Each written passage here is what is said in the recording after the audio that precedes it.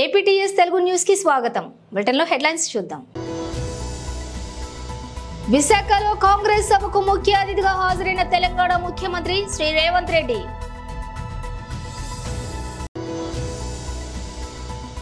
మూడు పార్టీల జెండాలు వేరు కావచ్చు, కానీ మా అజెండా ఒక్కటే నారా చంద్రబాబు నాయుడు. WPL ఫైనల్ 8 వికెట్ల తేడాతో ఢిల్లీ క్యాపిటల్స్ ను ఓడించిన ఆర్సీబీ.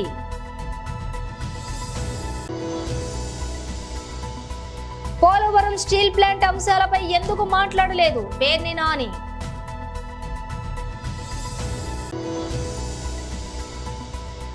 తెలంగాణకు వడగళ్ల వర్ష సూచనలు, ఎల్లో ఆరెంజ్ అలర్ట్ జారీ. డీటెయిల్స్ చూస్తే, విశాఖలో కాంగ్రెస్ సభకు ముఖ్య అతిథిగా హాజరైన తెలంగాణ ముఖ్యమంత్రి శ్రీ రేవంత్ రెడ్డి వారి అమూల్య సందేశం ఇవ్వడం జరిగింది. రేవంత్ రెడ్డి మాటల్లోనే ఆంధ్రప్రదేశ్ లో కాంగ్రెస్ లేదని కొందరు అనుకుంటున్నారు. కానీ ఈ సభను చూశాక షర్మిలమ్మ ముఖ్యమంత్రి కావడం ఖాయమనిపిస్తోంది. షర్మిలమ్మ నాయకత్వాన్ని బలపరచండి, ఆమె ముఖ్యమంత్రి అయ్యే వరకు అండగా నేనుంటా, ఏ కష్టం వచ్చినా నేను చూసుకుంటా, ఆంధ్రప్రదేశ్ గడ్డపై కాంగ్రెస్ జెండా ఎగరవేద్దాం, మీరు సిద్ధమా?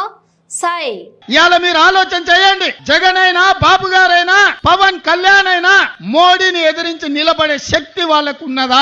మరి వాళ్ళకి లేనప్పుడు ప్రశ్నించే గొంతుగా షర్మిలమ్మ ఈ రాష్ట్రంలో కాంగ్రెస్ పార్టీకి అండగా నిలబడి మిమ్మల్ని అందరినీ మీ కష్టాలలో తోడుగా ఉండాలని వచ్చినప్పుడు ఆశీర్వదించాల్సిన అవసరం ఉందా లేదా మీరు ఆలోచన చెయ్యండి. ఇవాళ పాలించే నాయకులు కాదు, ప్రశ్నించే గొంతు కావాలి.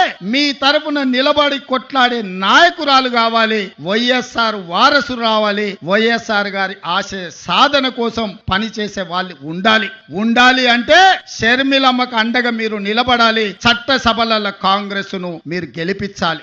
నేను ఎక్కువ అడగడం లేదు. 25 ఎమ్మెల్యేలు 5 ఎంపీలు ఇవ్వండి. మీ విశాఖ ఉక్కు ఒక ఇంచు కదలకుండా కొట్లాడుతుంది. నిటారుగా నిలబడి ఎవరినైనా చొక్కబట్టి మీ హక్కుల కోసం షర్మిలమ్మ ప్రశ్నిస్తుంది. మీ నిధులు మీకు తీసుకొస్తుంది. మీ సంక్షేమం మీ ఇంటికి నడుచుకుంటూ వస్తుంది. చట్ట సభలల్లా మీరు అవకాశం ఇవ్వండి. 25 ఎమ్మెల్యేలు 5 ఎంపీలు షర్మిలమ్మకు ఇవ్వండి. ఎట్లా మీ సమస్యలు పరిష్కారం కావు, ఎట్లా మీ రాజధాని నిర్మాణం కాదు, ఎట్లా పోలవరం పూర్తి కాదు, ఎట్లా ఎవడన్నా వచ్చి విశాఖ ఉక్కును ఎట్లా కొల్లగొడతారో షర్మిలమ్మ చూసుకుంటది, కంచేసి కాపాడుకుంటది అని చెప్పి నేను సంపూర్ణంగా విశ్వసిస్తున్నా. ఇవాళ నిజమైన వైఎస్ఆర్ అభిమానులకు, కాంగ్రెస్ పార్టీ కార్యకర్తలకు, ఆంధ్రప్రదేశ్ లో అనాథగా ఆలోచన చేస్తున్న ఇక్కడ యువకులకు ఈ రోజు నిర్ణయం తీసుకోవాలి. మీరు అనుకోవచ్చు రెండు వైపులా ఉద్దండులాగా ఉన్నారు, మనతోని ఏడైతుందని. నేను ఒక్క మాట గుర్తు చేయదలుచుకున్నా. తెలంగాణలో కూడా గట్లే ఉండే. ఓ పక్కన మోడీ, ఇంకో పక్కన కేడీ. ఉప ఎన్నికలలో 3200 ఓట్లు వచ్చినాయి మాకు. ఆ ఎల్లు అన్నారు కాంగ్రెస్ పని అయిపోయింది, తట్టా బుట్ట జరుపుకున్నారు, యాడుంటది కాంగ్రెస్ ఖాళీ అయిపోయిందని. కానీ అధైర్య పడలే, నిలబడి కొట్లాడినాం. ఢిల్లీ మోడీ మీద, గల్లీలో ఉన్న కేడీ మీద నిటారుగా నిలబడి కొట్లాడి మోడీని ఓడించినాం, కేడీని పడగొట్టినాం. ప్రజలు విఘ్నులు, ప్రజలు తెలివి కల్లోలు. ప్రజలు అవసరమైనప్పుడు అవసరమైన నిర్ణయం తీసుకుంటారు. 5 సీట్లు ఉన్న మమ్మల్ని 65 సీట్లు ఇచ్చి ఆశీర్వదించిందంటే ప్రజలు గొప్పోళ్ళు. ఇవాళ ఇక్కడ కాంగ్రెస్ లేదు అని అనుకుంటుండొచ్చు, కానీ ఈ సభను చూసిన తర్వాత నాకు సంపూర్ణమైన విశ్వాసం వచ్చింది. మా షర్మిలమ్మ ఆంధ్రప్రదేశ్ కు ముఖ్యమంత్రి అయి తీరుతుంది. మీకు సంక్షేమ రాజ్యాన్ని, అభివృద్ధి రాష్ట్రాన్ని అందిస్తుంది. నేను తోడుగా ఉంటా. మీ పక్కనే ఉన్న ముఖ్యమంత్రిని, పార్టీ అధ్యక్షుని షర్మిలమ్మకు అండగా నిలబడతా. ఏం కావాలన్నా, ఏ రాత్రైనా, ఏ పగలైనా, ఏ సందర్భం వచ్చినా, ఏ కష్టం వచ్చినా నేను అండగా నిలబడతా. మీరు షర్మిలమ్మ నాయకత్వాన్ని బలపరచండి, షర్మిలమ్మ నాయకత్వాన్ని గెలిపించండి. షర్మిలమ్మ ఆంధ్రప్రదేశ్ ముఖ్యమంత్రిలో కూర్చునే వరకు తోడుగా నిలబడతా. నేను రెడీగా ఉన్నా తోడుగా ఉండడానికి. మీరు సిద్ధమా? మీరు సిద్ధమా? సై సై సై సై సై సై అనే వాళ్ళందరూ చేయి పైకెత్తండి. జై కాంగ్రెస్, జై జై కాంగ్రెస్. ధన్యవాదాలు మిత్రులారా. 3 పార్టీల జెండాలు వేరు కావచ్చు, కానీ మా అజెండా ఒక్కటే. అదే సంక్షేమం, అదే అభివృద్ధి, అదే ప్రజాస్వామ్య పరిరక్షణ. నారా చంద్రబాబు నాయుడు. జెండాలు వేరు కావచ్చు, మా జెండా ఒకటే. అదే సంక్షేమం, అదే అభివృద్ధి, అదే ప్రజాస్వామ్య పరిరక్షణ. ఐపీఎల్లో రాయల్ ఛాలెంజర్స్ బెంగళూరు కథ వేరే. అన్నీ ఉన్న అదృష్టం లేక ఇప్పటి వరకు ఒక్కసారి కూడా టైటిల్ నెగ్గలేకపోయింది. ఇప్పుడు ఆ లోటును అమ్మాయిలు తీర్చారు. ఈ ఏడాది ఉమెన్స్ ప్రీమియర్ లీగ్ టైటిల్ ను రాయల్ ఛాలెంజర్స్ బెంగళూరు అమ్మాయిల జట్టు కైవసం చేసుకుంది. ఇవాళ జరిగిన WPL ఫైనల్లో ఆర్సీబీ జట్టు 8 వికెట్ల తేడాతో ఢిల్లీ క్యాపిటల్స్ జట్టుపై ఘన విజయం సాధించింది. 114 పరుగుల విజయ లక్ష్యాన్ని బెంగళూరు జట్టు 19.3 ఓవర్లలో కేవలం 2 వికెట్లు కోల్పోయి ఛేదించింది. ఆర్సీబీ చేజింగ్ లో టాప్ ఆర్డర్ రాణించింది. ఓపెనర్లు captain Smriti Mandhana 31, Sophie Devine 32, Ellyse Perry 35, Richa Ghosh 17 పరుగులు చేశారు. ఢిల్లీ బౌలర్లలో శిఖా పాండే 1, మినుమణి 1 వికెట్ తీశారు. పోలవరం స్టీల్ ప్లాంట్ అంశాలపై ఎందుకు మాట్లాడలేదు? ఈ రాష్ట్రానికి ఏం కావాలో సభలో ప్రధానిని ఎందుకు అడగలేదు? మళ్ళీ మాయ మాటలు చెప్తున్నారు. ఒక్క పోర్టుకు కూడా కేంద్రం సాయం చేయలేదు. ఎండమావుల లాంటి కొత్త హామీలు ప్రధాని ఇస్తున్నారు. పక్కనున్న వారు గజ దొంగలని ప్రధాని మోదీ అర్థం చేసుకోవాలి. పేర్ని నాని అంటున్నానంటే ఇది జగన్ గారికి అనేటువంటి అనుకూలమైనటువంటి మీటింగ్. ఇది సిద్ధం 5, చిలకలూరుపేట సిద్ధం 5. ఎందుకంటే ఇవాళ ఇలా ముగ్గురు కలిసి ప్రత్యేక హోదా ఇస్తారా ఇవ్వరా? 2014లో ఇస్తామని చెప్పినటువంటి మోడీ, పవన్ కళ్యాణ్, చంద్రబాబు నాయుడు ఇవాళ అది ఉందా లేదా చెప్పరా? మాకు ఈ ఆంధ్ర రాష్ట్ర ప్రజలకి చెప్పరా? పోలవరం ప్రస్తావన ఏది?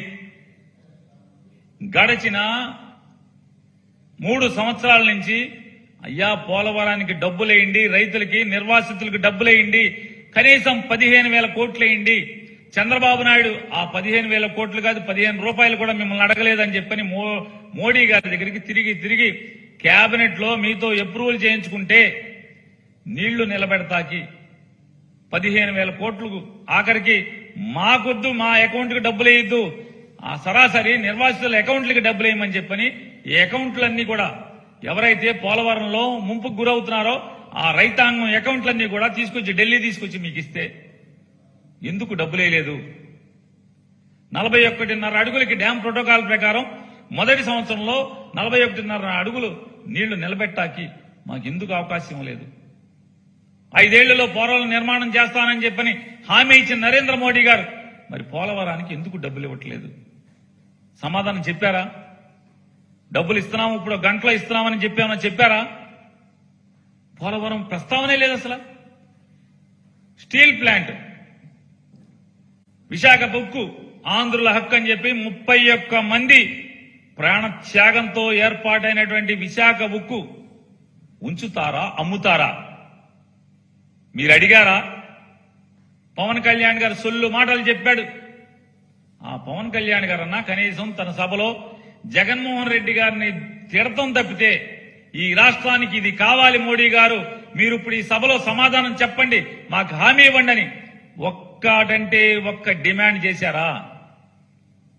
పాపం వెళ్లి విశాఖ ఉక్కు ఉద్యమం చేస్తున్నటువంటి కార్మికుల దగ్గరికి వెళ్లి ఎన్నో నాటకాలు ఆడారు కదా, ఎన్నో డ్రామాలు వేశారు కదా.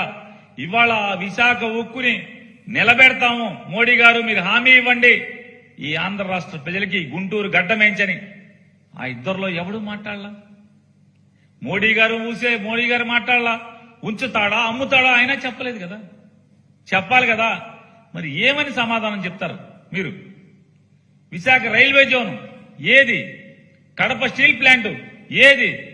ఇవాళ ఆంధ్ర రాష్ట్రానికి మోడీ గారు చెప్తున్నాడు, ఆయన ఏంటంట నీలి విప్లవాన్ని సృష్టిస్తాడంట. మొత్తం పోర్టుల నిర్మాణం, పోర్ట్ లైడ్ డెవలప్మెంట్ సృష్టిస్తాడంట మోడీ గారు. ఆంధ్రప్రదేశ్ రాష్ట్రంలో కుర్రవాడైనటువంటి ముఖ్యమంత్రి ప్రభుత్వ హయాంలో 4 పోర్టుల నిర్మాణం శరవేగంగా జరుగుతుంటే ఇప్పటికే జగన్మోహన్ రెడ్డి గారు 2022వ సంవత్సరంలో మొదలుపెట్టి ఒక పోర్టును ఇప్పటికే పూర్తి చేసి మరొక 3 పోర్టులు శరవేగంగా నిర్మాణం చేస్తుంటే చేయి సాయం అందించావా మోడీ గారు? నయా పైసా ఇచ్చావా? ఇవ్వకపోగా మళ్ళీ ఒక కొత్త మాయా ప్రపంచాన్ని సృష్టిస్తాం. మళ్ళీ ఒక మాయా మాటలు చెప్తారు మోడీ గారు. ఆంధ్రప్రదేశ్ రాష్ట్రాన్ని పోర్ట్ లైడ్ డెవలప్మెంట్ ని సృష్టిస్తానని మాట్లాడతారు. ఉన్న పోర్టుకు దిక్కులేదు. విభజన హామీల చట్టంలో ఈ రాష్ట్రాన్ని విభజించేటువంటి ఆ చట్టం తయారు చేసినప్పుడు చట్టంలో ఒక పోర్టు కేంద్ర ప్రభుత్వం నిర్మాణం చేయాలి, బాధ్యత మనది అని చెప్పిన చట్టంలో పెడితే ఒక్క పోర్టుకి ఏమైనా సాయం చేశారా మీరు? చేయకపోగా మళ్లీ కొత్తగా ఎండమావుల్లాంటి కొత్త హామీలు మళ్లీ మోడీ గారు గుర్తిస్తున్నాడు. ఉన్న పోర్టు కడుతున్న పోర్టులకి జగన్ గారికి ₹1 సాయం చేయకపోగా ఆయన ఇవన్నీ మాట్లాడతాడు. తెలంగాణలో అకాల వర్షాలు కురుస్తున్నాయి. వడగళ్ల వల్ల మామిడి తోటలు దెబ్బతింటున్నాయి. మరి ఇవాళ రేపు వాతావరణం ఎలా ఉంటుందో తెలుసుకుందాం. ఉరుములు మెరుపులతో కూడిన వర్షాలు పడతాయని హైదరాబాద్ వాతావరణ కేంద్రం తెలిపింది. ములుగు, సూర్యాపేట, నల్గొండ, భూపాలపల్లి, నిర్మల్, కరీంనగర్, భద్రాద్రి, యాదాద్రి, మంచిర్యాల జిల్లాల్లో ఈ వర్షాలు కురవనున్నాయి. ఈ జిల్లాల్లోని గంటకు 30 నుంచి 40 కిలోమీటర్ల వేగంతో గాలులు వీస్తాయి.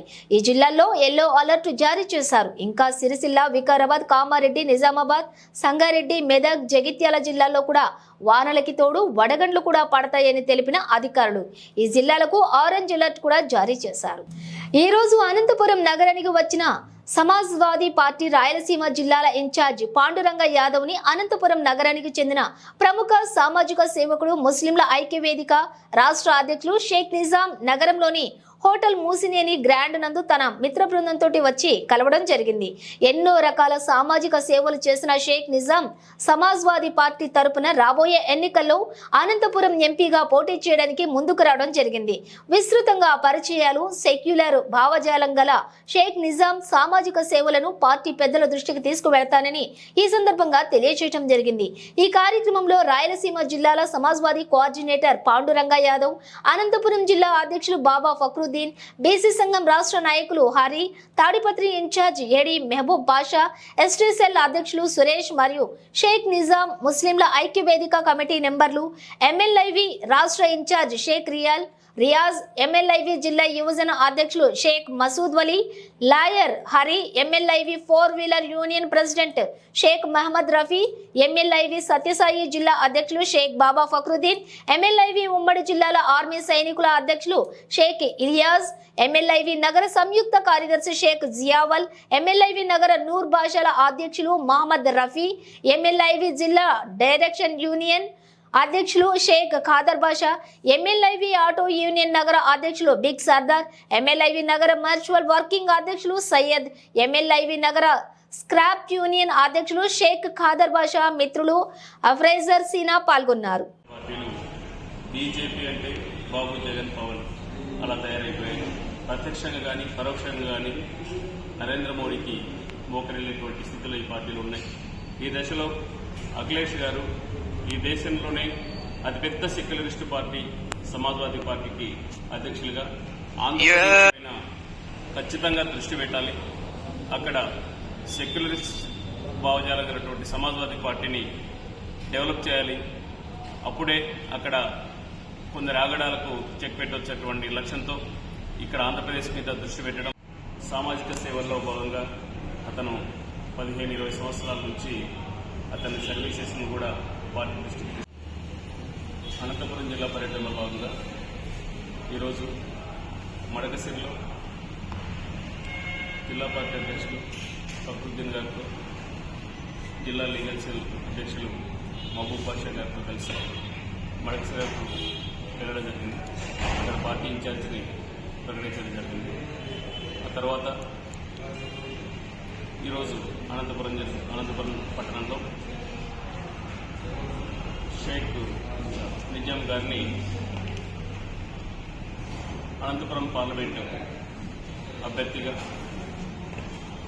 సమాజ్వాదీ పార్టీ పెద్దల దృష్టికి చిలమకూరు వైఎస్ఆర్ కడప జిల్లా ఎర్రగుంట మండలం చిలమకూరు గ్రామంలోని జిల్లా పరిషత్ ఉన్నత పాఠశాల ఆవరణంలోని 10వ తరగతి పరీక్షలు పకడ్బందీగా పోలీసు వారి పర్యవేక్షణలో నిర్వహిస్తున్న పాఠశాల యాజమాన్యం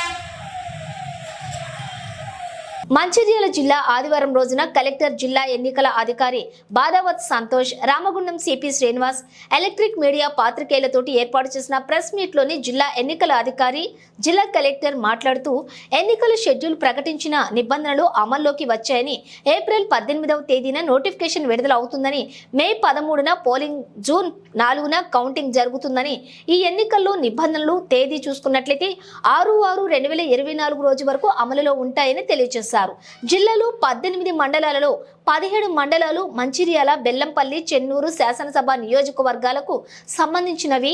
17 మండలాలకు సంబంధించి ఎన్నికల నియమావళిని జిల్లా యంత్రాంగం పర్యవేక్షిస్తుందని, మోడల్ కోడ్ ఆఫ్ కండక్ట్ బృందం ఎన్నికల శిక్షణ ఇవ్వటం జరుగుతుందని తెలిపారు.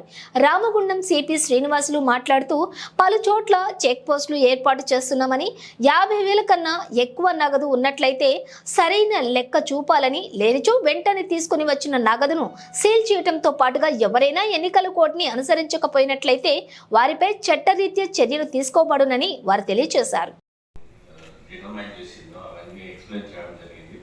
దాంట్లో భాగంగా మా పోలీస్ సైడ్ నుంచి ఏమేమి చేయాలి, ఎలా బిహేవ్ చేయాలి, తర్వాత ఒక పర్మిషన్స్ ఎలా తీసుకోవాలి, పర్మిషన్స్ కోసం ఎలాంటి డాక్యుమెంట్స్ పెట్టాలి, తర్వాత ఏదైనా మీ యొక్క కార్యక్రమం పెట్టుకున్నప్పుడు అది వాళ్ళ ప్రైవేట్ ప్రెమిసెస్ అవుతాయి, వాళ్ళ పర్మిషన్, వాళ్ళ యొక్క అథారిటీ ఎవరైతే ఓనర్స్ ఉన్నారో ఓనర్స్ నుంచి పర్మిషన్ తీసుకోవడం, ఆ డాక్యుమెంట్ పెట్టడం, తర్వాత నామినేషన్ వేసినప్పుడు కానీ డిస్టెన్స్ పాటించడం, తర్వాత నెంబర్ ఆఫ్ వెహికల్స్ పాటించడము, ప్రోగ్రామ్ పెట్టుకున్నప్పుడు ఖచ్చితంగా టైమింగ్ పాటించడము. సో ఇక్కడ ప్రతిదీ వీడియో రికార్డింగ్, ఆడియో రికార్డింగ్ జరుగుతుంది. తర్వాత ఆఫీసర్స్ అందరూ ఆన్ మొబైల్ ఉన్నారు. సో ప్రతిదీ ఈసీ గమనిస్తూ ఉంటుంది. And more ever all the officers, all the entire administration is now working under Election Commission. So అన్ని దృష్టిలో పెట్టుకొని తూచా తప్పకుండా ఈ ఎలక్షన్ కోడ్ని పాటించాలి. దాంట్లో భాగంగా మేము మా ప్రిపేర్నెస్ని తీసుకుంటే మాకు కంటిన్యూస్గా గత వారం రోజుల నుంచి మాకు మీటింగ్స్, వీడియో కాన్ఫరెన్స్ జరిగినాయి. మా డీజీ గారు, దాని తర్వాత additional DG law and order and intelligence నుంచి కూడా ప్రోగ్రామ్స్ చేస్తూ వచ్చాము. తర్వాత మాకు ఇక్కడ పెద్దపల్లి సంబంధించి మంచిర్యాల, పెద్దపల్లి 2 కాన్స్టిట్యూన్సీలకు సంబంధించి ఎక్కడైతే మావోయిస్టు ప్రభావిత ప్రాంతాలు అయితే ఉన్నాయో అక్కడ ఆల్రెడీ నేను చార్జ్ తీసుకోవాలనే దాని మీద దృష్టి పెట్టడం జరిగింది. టోటల్ మన ఇది గోదావరి బార్డర్, దాని తర్వాత మా యొక్క ఏదైతే రివరైన్ ఏరియా మొత్తం ఉందో అక్కడంతా మేము మొత్తం పాయింట్ వైజ్గా టోటల్గా కోమింగ్ ఆపరేషన్ కానీ, ఏరియా ఆపరేషన్ కానీ, మెయిన్ పాయింటెడ్ ఇన్ఫర్మేషన్ కానీ, తర్వాత మా యొక్క ఇన్ఫర్మేషన్ సిస్టమ్ని డెవలప్ చేయడం కానీ, అదే కాకుండా ఒక టెక్నాలజీ వాడి డ్రోన్ ఆపరేషన్ చేసాము. మొన్న డ్రోన్ ఆపరేషన్లో మాకు టోటల్గా మా ఏరియా అంతా గ్రిప్ వచ్చింది. సో ఇవన్నీ చేసుకున్న తర్వాత ఎక్కడి నుంచి ఏదైనా క్రాసింగ్ పాయింట్స్ ఉన్నాయా, ఎక్కడి నుంచి ఏదైనా షెల్టర్ పాయింట్స్ ఉన్నాయా, అక్కడ ఏదైతే ఫెర్రీ పాయింట్స్ దగ్గర ఫెర్రీలు నడిపే వాళ్ళు, బోట్ నడిపే వాళ్ళతో కూడా ఇంటరాక్షన్ చేయడం జరిగింది. వాళ్ళ దాంట్లో కూడా ఇన్ఫర్మేషన్ వాళ్ళకు కూడా ఎక్స్ప్లెయిన్ చేయడం జరిగింది. ఇలాంటి ఎవరైనా మావోయిస్టులు ఇక్కడ నుంచి క్రాస్ చేసే దాంట్లో ఉంటే మాత్రం వాళ్ళు కూడా కేసులో ఉంటారు. వాళ్ళు కూడా వాళ్ళకి మొత్తం ఇన్ఫర్మేషన్స్ కానీ, దాని తర్వాత ఏదైనా ఉంటే అట్లాంటి వాళ్ళ దగ్గర వాళ్ళని అట్లాంటి వాళ్ళతో తొలిపోకుండా ఉండడానికి మేము వాళ్ళని గైడ్ చేయడం జరిగింది. వాటిని వాళ్ళ మూమెంట్స్ అన్ని మేము ఎలక్ట్రానిక్ వైజ్గా, ఫిజికల్గా, తర్వాత ఆన్ ద గ్రౌండ్ మేము అన్ని వాచ్ చేస్తాం. అలాగే 10వ తరగతి పరీక్షలు గంట ముందే కేంద్రానికి చేరుకుంటున్న విద్యార్థులు ఇవాల్టి నుండి 10వ తరగతి పరీక్షలు జిల్లాలోని 35 పరీక్షా కేంద్రాల్లో పరీక్షలు. 10వ తరగతి పరీక్షలకు మొత్తం చూసుకున్నట్లయితే 6,475 మంది విద్యార్థులు, బాలురు చూసుకున్నట్లయితే 3,080 మంది, బాలికలు మొత్తం 3,395 మంది పరీక్షలు రాయనున్నారు.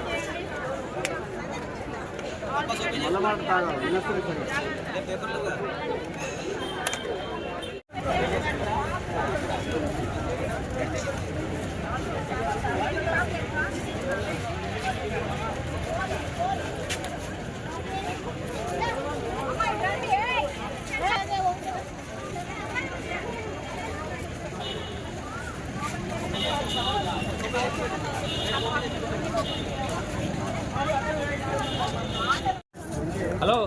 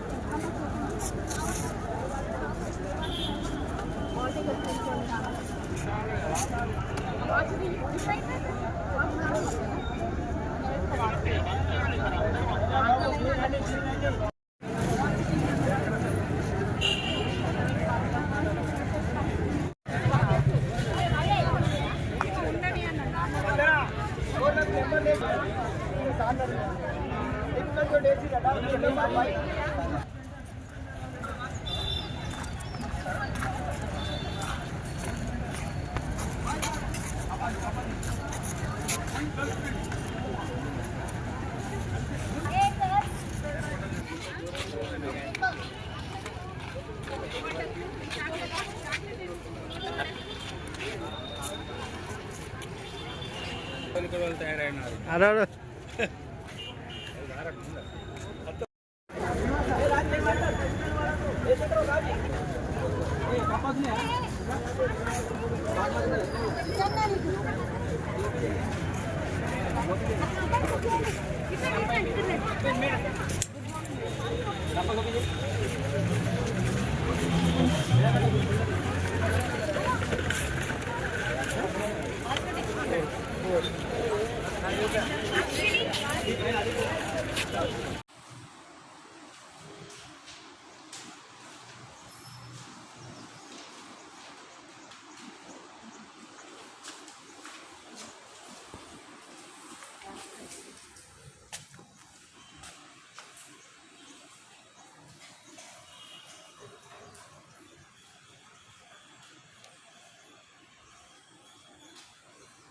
బులెటిన్ ముగించే ముందు హెడ్లైన్స్ మరోసారి.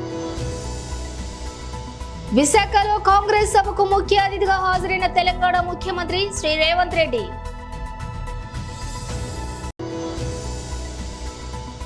మూడు పార్టీల జెండాలు వేరు కావచ్చు, కానీ మా అజెండా ఒక్కటే నారా చంద్రబాబు నాయుడు. WPL ఫైనల్ 8 వికెట్ల తేడాతో ఢిల్లీ క్యాపిటల్స్ ను ఓడించిన RCB.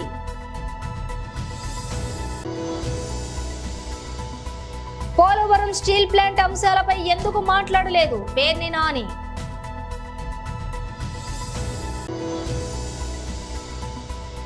తెలంగాణకు వడగళ్ల వర్ష సూచనలు, ఎల్లో ఆరెంజ్ అలర్ట్ జారీ.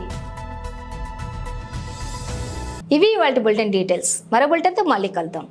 బులెటిన్లో షార్ట్ బ్రేక్ తీసుకుందాం.